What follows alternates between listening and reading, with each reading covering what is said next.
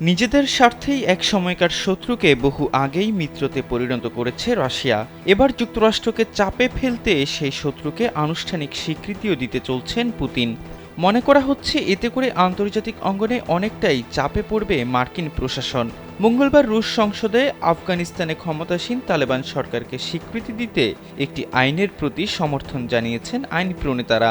এতে মস্কোর সন্ত্রাসী তালিকা থেকে গোষ্ঠীটিকে বাদ দেওয়ার প্রস্তাব দেওয়া হয়েছে। বার্তা সংস্থা রয়টার্সের এক প্রতিবেদনে বলা হয়, রুশ সংসদের নিম্নকক্ষ ডুমাতে এ সংক্রান্ত আইন পাশের পক্ষে মত দেয়া হয়েছে।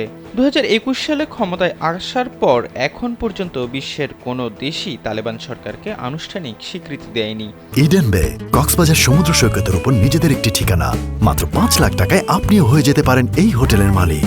তবে ক্ষমতাসীন হওয়ার পর থেকেই গোষ্ঠীটির সঙ্গে ঘনিষ্ঠ যোগাযোগ রক্ষা করে চলছে চীন ও রাশিয়া। এমনকি তাদের সঙ্গে নিয়মিত বাণিজ্যও করে যাচ্ছে বেইজিং ও মস্কো।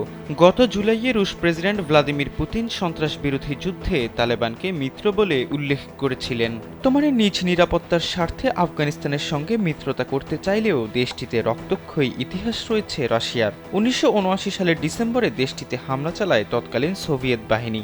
সে সময় মার্কিন সমর্থন পুষ্ট তালেবান যোদ্ধাদের সঙ্গে দীর্ঘ লড়াইয়ের পর 1989 সালে সোভিয়েত নেতা মিখাইল গর্বাচেভ আফগানিস্তান থেকে সেনা প্রত্যাহার করে নেন। এ যুদ্ধে প্রায় 15,000 সোভিয়েত সেনার মৃত্যু হয়।